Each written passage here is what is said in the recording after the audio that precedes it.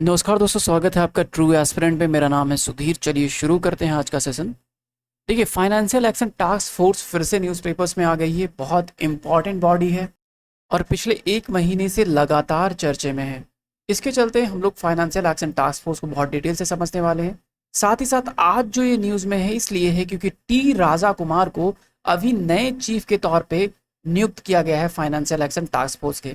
तो कौन है टी राजा कुमार, इस वीडियो में ये भी बात समझने की कोशिश करेंगे। साथ ही साथ ग्रे लिस्ट और black list of financial action task force उसको भी समझने की कोशिश करेंगे इस वीडियो में। तो चलिए शुरू करते हैं। नाउ, अगर आपको हिस्ट्री एंड कल्चर क्लासेस देखने हैं तो अन अकेडमी पर अभिषेक श्रीवास्तव सर की क्लासेस देख सकते हैं। साथ ही साथ डिस्क्रिप्शन में सारी जानकारी दी हुई है, आप वहाँ से चीज़ें एक्सेस कर सकते हैं। उसके अलावा TT100 करके कूपन कोड है, आप यूज़ कर सकते हैं ताकि मैक्सिमम डिस्काउंट अवेल हो सके अन अकेडमी के कोर्सेज पे। ओके, तो टी राजा कुमार अभी नए चीफ के तौर पे नियुक्त किए गए हैं ग्लोबल टेरर फाइनेंसिंग वॉचडॉग, जिसका नाम है फाइनेंशियल एक्शन टास्क फोर्स। बहुत इंपॉर्टेंट बॉडी है। अभी कुछ दिन पहले पाकिस्तान को जो है ग्रे लिस्ट में डाला था इस ऑर्गेनाइजेशन ने। तो क्या इम्पैक्ट होता है ग्रे और ब्लैक लिस्ट में जाने का, हम ये भी समझने वाले हैं। नाउ, सबसे पहली बात टी राजा कुमार के बारे में हम लोग देख लेते हैं कि टी राजा कुमार कौन है। देखो, टी राजा कुमार एक सिंगापुर के रेजिडेंट है, निवासी है, वहीं के सिटीजन है। और इनको अब नियुक्त किया गया है 2022 से 2024 के लिए फाइनेंशियल एक्शन टास्क फोर्स के हेड के तौर पे। तो बहुत इंपॉर्टेंट है, आप नाम से कंफ्यूज मत होइएगा कि टी राजा कुमार नाम है इनका तो ये इंडियन सिटीजन है। नहीं, ये हैं सिंगापुर के सिटीजन। ठीक है, सिंगापुर के सिटीजन है। इंपॉर्टेंट बात ये याद रखना। नाउ, इनके बारे में कुछ चीज़ें यहाँ पे दी हुई हैं कि इन्होंने अपनी LLB वगैरह भी सिंगापुर से की है, मास्टर्स की डिग्री भी सिंगापुर से करी, और जितने भी चीज़ें हैं इन्होंने सिंगापुर से ही करी हैं। नाउ, ये चीज़ें इंपॉर्टेंट है नहीं, कुछ बातें यहाँ दी हुई हैं, आप चाहें तो पढ़ सकते हैं। बहुत मन है टी राजा कुमार के बारे में जानने का, ऑल दो एग्जाम के पॉइंट ऑफ व्यू से बिल्कुल भी इंपॉर्टेंट नहीं है हमारे लिए यहाँ पे। नाउ, आगे बढ़ते हैं। हमारे लिए काम की बात है financial action task person in news type का क्वेश्चन यूपीएससी में तो नहीं निकलता है, बट स्टेट PCS और छोटे मोटे एग्जाम्स में निकलता है। नाउ, अब टी राजा कुमार का नाम आता है और ग्लोबल जो टेरर फंडिंग को रोकने की एक वॉचडॉग है, फाइनेंशियल एक्शन टास्क फोर्स है, बहुत चर्चा में रहती है। तो इसके चलते आपको पता होना चाहिए टी राजा कुमार कौन है। तो अब बात कर लेते हैं फाइनेंशियल एक्शन टास्क फोर्स के बारे में। एक इंटर गवर्नमेंटल बॉडी है, कब बनी थी? 1989 में। G7 की समिट हो रही थी उस टाइम। अभी G7 की समिट हुई है, कहाँ पे हुई है बताइए? जर्मनी में हुई थी। उसके बाद बहुत डिस्प्यूट हुआ। क्या डिस्प्यूट हुआ था आपको पता है ना? रसिया को लेके, यूक्रेन और रसिया को लेके बहुत डिस्प्यूट हुआ था। और खासकर रसिया रसिया के जो प्रेसिडेंट हैं व्लादिमीर पुतिन, उनका मजाक भी बहुत बनाया गया था यहाँ पर।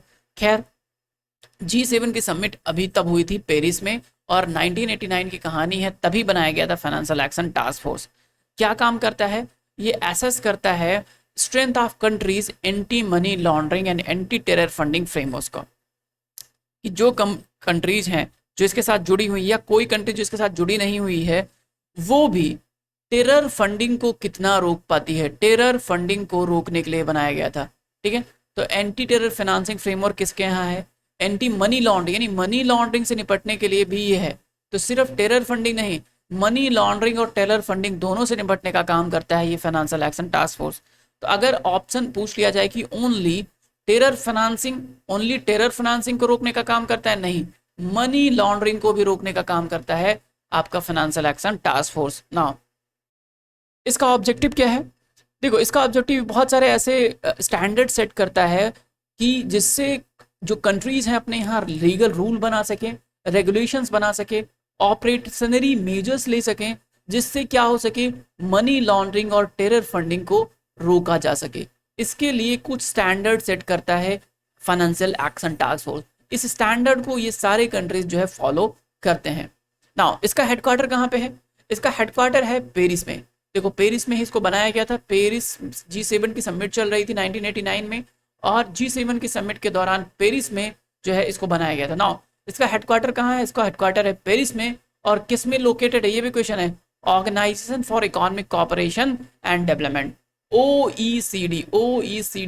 OECD में इसका हेडक्वार्टर अवस्थित है। नाउ, ये बहुत इंपॉर्टेंट फैक्ट है, याद रखना इसको, कि हेडक्वार्टर कहाँ पर अवस्थित है इसका। इसका हेडक्वार्टर है पेरिस में। Okay, financial action task force के करंटली 39 मेंबर्स हैं, 29 मेंबर्स हैं इंक्लूडिंग यूरोपियन कमीशन इसका मेंबर है, गल्फ कॉपरेशन का काउंसिल, इसके अलावा इंडिया मेंबर है फाइनेंशियल एक्शन टास्क फोर्स का। तो दो जो है इसका टोटल कितने मेंबर्स है, 39 मेंबर हैं, इंडिया भी इसका मेंबर है, ये बात ध्यान रखना, टोटल 39 मेंबर्स हैं, इसका इंडिया मेंबर है। उसके अलावा यूरोपियन कमीशन और गल्फ कॉपरेशन काउंसिल यानी जीसीसी भी इसका मेंबर है, ये भी आपको याद रखना है, इंपॉर्टेंट पॉइंट है। आगे बढ़ते हैं। इसके अंदर दो लिस्ट है, एक है ग्रे लिस्ट, एक है ब्लैक लिस्ट। ग्रे लिस्ट ऐसे कंट्रीज को ग्रे लिस्ट के तहत रखा जाता है जो कंट्रीज सेफ हेवन के तौर पे माने जाते हैं terror funding and money laundering के लिए। ऐसे कंट्रीज जो मनी लॉन्ड्रिंग और टेरर फंडिंग के से रिलेटेड चीज़ों को प्रमोट करने में भागीदारी करते हैं, ठीक है, प्रमोट करते हैं और मतलब जो है इनको प्रमोशन में क्या होता है कि ये बहुत सीधे तौर पे एकदम खुल के सामने नहीं आते, लेकिन डायरेक्ट इनडायरेक्ट तरीके से ये सेफ हेवन माने जाते हैं terror funding and money laundering के लिए। ना इसके अंदर सबसे पहले कंट्री को हमेशा क्या किया जाता है, पहले ग्रे लिस्ट में जाना जाता है। ग्रे लिस्ट में जाने के बाद क्या होता है कि जब उसके बाद भी कंट्री नहीं मानता, टेरर फंडिंग और मनी लॉन्ड्रिंग में इंक्लूड रहता है, तो उसके बाद क्या करते हैं, उसको ब्लैक लिस्ट में डाल देते हैं और बहुत सारी जो इकोनॉमिक एक्टिविटीज़ हैं उस कंट्री से रोक दिया जाता है, नहीं किया जाता है। मतलब सपोज कि कोई एक कंट्री, सपोज पाकिस्तान को भी डाला गया था कि पाकिस्तान जो है एक प्रकार से ग्रे लिस्ट में चला गया था, तो ग्रे लिस्ट में जाने के बाद क्या हुआ, इकोनॉमिक एक्टिविटी जो है पाकिस्तान से अदर कंट्रीज ने करनी कम कर दी, ठीक है, साथ ही साथ बहुत सारे सैंक्शंस लगाए गए, इनको ग्रांट देने बंद कर दिए गए, इंटरनेशनल इंस्टीट्यूशन से क्या किया गया, पैसे देने बंद कर दिए गए। तो ये सब चीजें होती है ग्रे लिस्ट में। लेकिन जब ब्लैक लिस्ट में कोई कंट्री होता है तो एक नॉन कोऑपरेटिव कंट्री के तौर पे माना जाता है। जो कंट्री नॉन कोऑपरेटिव कंट्रीज के तौर पे होते हैं उनको ब्लैक लिस्ट में डाला जाता है। नाउ अगर कोई ब्लैक लिस्ट में चला गया तो सभी तरीके का व्यापार व्यवसाय बंद कर दिया जाता है उस कंट्री से। मोस्टली सिर्फ जीने और खाने की व्यवस्था उस कंट्री में होती है, उसके अलावा कोई व्यवस्था नहीं होती है। नाउ कौन से ऐसे कंट्री है जो ब्लैक लिस्ट में अब तक हैं? नाउ ईरान और कोरिया यानी कि उत्तर कोरिया, नॉर्थ कोरिया, ठीक है, माफ कीजिए साउथ कोरिया, माफ कीजिए नॉर्थ कोरिया, ठीक है। नॉर्थ कोरिया जो है एक ऐसा कंट्री है जो कि ब्लैक लिस्ट में है, यानी कि उससे नॉर्मल सिर्फ चाइना व्यापार करता है, उसके जीने खाने की व्यवस्था चाइना में है। लेकिन ऐसा नहीं है कि इंडिया भी उससे व्यापार करता है, ट्रेड करता है। बहुत सारे कंट्रीज हैं, यूएसए ने इसके ऊपर सैंक्शन लगाया हुआ जिसके चलते हाई रिस्क ज्यूरिडिक्शन में चला जाता है वो कंट्री और बहुत सारी इकोनॉमिक सैंक्शन के साथ जूझता है। यानी कि जितना ग्रे लिस्ट है उससे दुगना जो है सैंक्शन लगा दिए जाते हैं ब्लैक लिस्ट वाले कंट्रीज पे।